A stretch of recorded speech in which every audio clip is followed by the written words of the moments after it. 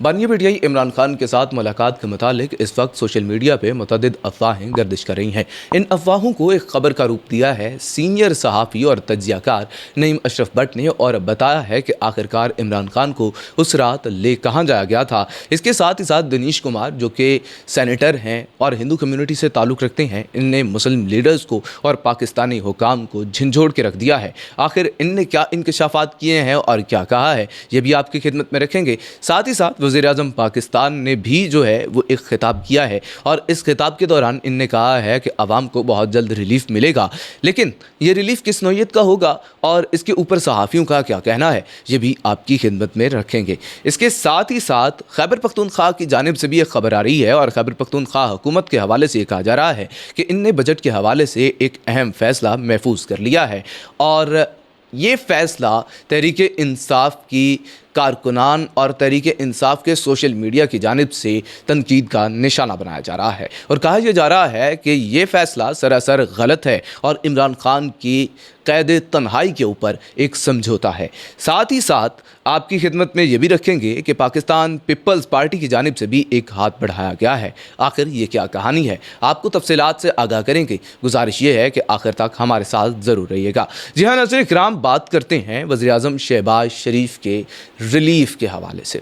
वज़ीर पाकिस्तान ने खिताब किया, गालिबन कौमी असम्बली के अंदर वो मुखातिब हुए, और इस दौरान इन्होंने कहा कि ईरान अमरीका जंग के हवाले से पाकिस्तान की सर तोड़ कोशिशें जो हैं वो रंग ले आई, और आखिरकार माहिदा हो गया है। और इनने फिर अपने तमाम सूबों के वज़रा का वज़ीर-ए-आज़म पाकिस्तान ने शुक्रिया अदा किया, जिसमें सुहेल अफरीदी का नाम भी उनने बखूबी लिया। साथ ही साथ उनने अपने मिनिस्टर्स का शुक्रिया अदा किया कि कहा कि इस मुश्किल सूरत हाल के अंदर उनने चीज़ों को कंट्रोल करके रखा, इनने मामलात को अपने हाथ में रखा और आवाम को नुकसान से जिस हद तक मुमकिन था बचाया। इसके साथ ही साथ उनने अपने बरादर मुल्क जैसे कि सऊदी अरेबिया, कतर, तुर्किया और चाइना का भी शुक्रिया अदा किया, जिनने इस सारे के सारे मामले के अंदर, पीस डील के अंदर अपना किरदार अदा किया था।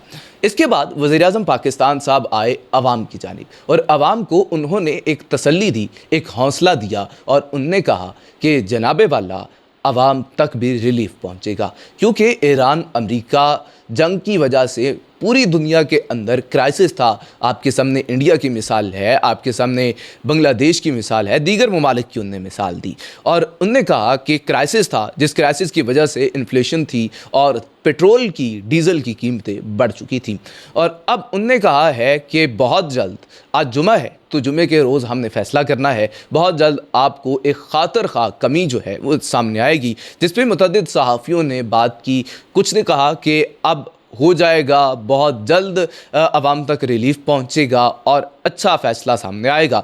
लेकिन गरीदा फ़ारूकी साहिबा, जिनको आवाम की जानिब से, तहरीक इंसाफ की जानिब से, दीगर लोगों की जानिब से तनकीद का निशाना बनाया जाता है कि खुदा न खास्ता ये हुकूमती टाउट हैं, ये हुकूमत के हक़ में बात करती हैं और दूर दूर तक इनका तनकीदी सहाफ़त के साथ कोई ताल्लुक़ नहीं है। लेकिन गरीदा फ़ारूकी साहिबा ने इस बयान के बाद अपने ट्विटर हैंडल के ऊपर एक पैगाम शेयर किया, और वज़ीर-ए-आज़म पाकिस्तान शहबाज शरीफ को मुखातिब करते हुए कहा कि जंग से कबल फी बैरल कीमत इंटरनेशनल मार्केट के अंदर $76 थी, लेकिन अब जैसे ही जंग रुकी है तो जंग रुकने के बाद कीमत जो है वो $75 हो गई है। अब खातर खा कमी तभी हम समझेंगे जब आवाम को पुरानी कीमतों के ऊपर, एटलीस्ट पुरानी कीमतों के ऊपर पेट्रोल और डीज़ल मिलने लगेगा। इसके अलावा दिनेश कुमार जो कि सिंध से ताल्लुक़ रखते हैं और हिंदू कम्युनिटी से इनका ताल्लुक़ है, ये कुछ दिन पहले सेनेट के अंदर मुखातिब हुए, और इनने आवाम से ख़िताब करते हुए कहा, इनने मुखातिब होते हुए कहा कि हमारा जो बजट है ये 50% सूद के लिए मुख्तस किया गया है। इन्होंने कहा कि हमारी अल्लाह और इसके रसूल के साथ जंग है। ये शख्स इस्लाम के साथ ताल्लुक़ नहीं रखता, इसका मज़हब और है, इसकी एथनिसिटी और है, लेकिन ये पाकिस्तानी है। और जब बात करता है तो मैं कहता हूँ कि बड़े बड़े लीडर्स को पीछे छोड़ देता है। इनने कुरान मजीद की आयात से, सूरतुल बकरा की आयात से हवाले दिए, और इन हवालों के साथ ही साथ इनने सही मुस्लिम की एक हदीस कोट की, जिसमें वाज़िह तौर पर यह कहा गया है कि सूद लेने वालों के ऊपर अल्लाह के रसूल की लानत है। आयात के अंदर उनका मफ़हूम ये था कि जो लोग सूद लेते हैं वो सूद से बाज आ जाएं, जितना बाकी है उसको छोड़ दें, या सूद का काम जो करते हैं उसको तर्क कर दें, और अगर वो तर्क नहीं करते तो फिर वाज़िह है कि अल्लाह और उसके रसूल के साथ जंग होगी। इस हवाले से जब ये बात कर रहे थे, कुरान की आयत का हवाला दे रहे थे और अहादीस मुबारका का हवाला दे रहे थे, तो फिर हमारे घटिया गलीज़ लोग जो बैठे हुए हैं ऐवानों के अंदर, उनमें से एक आवाज़ आई कि अगर आपको इतना ही अबूर है तो आप इस्लाम कबूल क्यों नहीं कर लेते। उस शख्स का जवाब भी बड़ा ज़बरदस्त था। उसने कहा था कि जनाबे वाला, मैं इस्लाम उस वक्त कबूल करूँगा कि आप मुसलमान हैं जनाब, आप पहले उसको प्रैक्टिस करें सही से।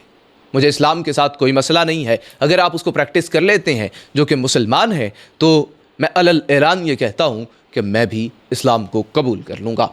इसके अलावा खैबर पख्तूनख्वा की जानिब बढ़ते हैं, और खैबर पख्तूनख्वा हुकूमत की जानिब से पहले ये कहा गया था कि जब तक इमरान खान से मुलाकात नहीं होगी हम बजट पेश नहीं करेंगे। लेकिन अब ये फ़ैसला किया गया है कि इमरान खान से मुलाकात के बग़ैर ही बजट पेश कर दिया जाएगा, और ये बजट तकरीबन 1 साल के लिए मुख्तस किया जाएगा, और ये प्लान पहले से ही जो है 1 साल का तैयार किया गया था। और अब ये कहा गया है कि इमरान खान से मुलाकात के हवाले से शर्त एक और रख दी गई है, जिसके अंदर ये मुतालबा किया गया है कि वफाक कुछ चीज़ें ट्रांसफ़र करनी है, कुछ बजट ट्रांसफ़र करना है, उनके पास कुछ इख्तियारात देने हैं। उसके लिए हमें इमरान खान से मुलाकात करनी होगी, चीज़ें तय करनी होगी। अगर इमरान खान से मुलाकात नहीं होती तो हम वो चीज़ें वफाक के हैंड ओवर नहीं करेंगे, इख्तियारात वफाक के हैंड ओवर नहीं करेंगे, अपना जो सरमाया है वो नहीं देंगे। अब तहरीक इंसाफ के कारकुनान की जानिब से, सोशल मीडिया की जानिब से ये तनकीद की जा रही है कि आपने तो कहा था कि इमरान खान की कैद के ऊपर, इमरान खान के अज़ियत के ऊपर किसी किस्म का समझौता नहीं होगा, बजट तभी आएगा जब इमरान खान से मुलाकात होगी। लेकिन इमरान खान से मुलाकात नहीं करवाई गई और आपने बजट की तैयारियां पकड़ ली हैं और बजट पेश करने जा रहे हैं। फिर एक और ट्रक की बत्ती दे दी है और कहा है कि हम वफाक को चीज़ें ट्रांसफ़र तब करेंगे जब इमरान खान से मुलाकात होगी। तो अब कुछ ही देर गुजरेगी तो फिर आप दोबारा से ये कहेंगे कि हम ट्रांसफ़र करने जा रहे हैं, चीज़ें तय करने जा रहे हैं, इसके बगैर निज़ाम नहीं चलता। अब वाज़िह तौर पे अगर आपने बजट पेश करना ही था तो आप आवाम को एतमाद में लेते और कहते कि एक बड़ी तादाद के अंदर सूबे की आवाम है वो मुतासिर हो रही है और उनको भी देखना बहुत ज़्यादा ज़रूरी है, न सिर्फ कि एक शख्स की कैद के लिए हम इतनी बड़ी आवाम को अज़ियत में डाल दें। तो अब करना ये चाहिए था कि आवाम को एतमाद में लेके क्लियर कट चीज़ें बताई जाती। ये ना हो कि आप बैकडोर कुछ और चीज़ें तय करके आ जाएं, आवाम के सामने कुछ और बढ़ के मारें। अली अमीन गंडापुर साहब की जानिब से भी यही कुछ किया जाता था कि जब मैदान में आते थे तो ये कहते थे हम ये कर देंगे, वो कर देंगे, इमरान खान के साथ मुलाकात ना हुई तो सड़कें जाम हो जाएंगी, फलाह हो जाएगा, ढिमका हो जाएगा। लेकिन इमरान खान से मुलाकात के बगैर ही फिर चीज़ें तय भी कर ली जाती थी, मामलात को सेटल भी कर लिया जाता था। बैकडोर जाते थे तो फिर वफादारी कहीं और शो करते थे। तो इसके साथ ही साथ एक जानिब तो ये तासुर पाया जा रहा है कि इमरान खान के साथ मुलाकात नहीं हुई, लेकिन गुज़िश्ता रोज़ आपने ये देखा कि इमरान खान की पिम्स हॉस्पिटल मुंतकिली के हवाले से ख़बरें गर्दिश करने लगीं। पहली ख़बर जब आई, जबकि ARY ने यह ख़बर नशर की थी, उसके बाद सारे का सारा अमला मीडिया और दीगर लोग जो हैं वो पिम्स पहुँच गए। PTI के कुछ कारकुनान और PTI के जो आला क़यादत के लोग हैं, अरकान जो हैं वो भी पहुँचे और उधर जाके देखा कि इमरान खान मौजूद ही नहीं है। तो उस रात हुआ क्या था, इस हवाले से नईम अशरफ भट्ट ने एक बहुत बड़ा इंकशाफ किया है और उनने बताया है कि इमरान खान की मुलाकात करवा दी गई है, जिसमें बैरिस्टर गौहर साहब तो शामिल थे और साथ एक आधा और नाम था, उनने नाम लेने से इनकार किया है। और नईम अशरफ भट्ट साहब ने यह भी बात कही है कि मैंने तहरीक इंसाफ से बाकायदा तौर पर तस्दीक की है और मुझे ये बताया गया है कि इमरान खान से मुलाकात पिंडी के अंदर हुई और इमरान खान को शिफा आई हॉस्पिटल जो कि पिंडी के अंदर मौजूद है वहाँ पे मुंतकिल किया गया था। वहाँ पे इमरान खान से मुलाकात हुई, चीज़ें डिस्कस हुई और डिस्कशन के बाद फिर मामला सेट हो गए। तो अब इसको डील का नाम नहीं दे रहे। उनने कहा कि तहरीक-ए-इंसाफ की जानिब से इसको बातचीत कहा जा रहा है और शायद ये एक और संजीदा कोशिश है जिसके हवाले से माजी के अंदर राना सनाउल्लाह साहब एक इशारा कर चुके हैं।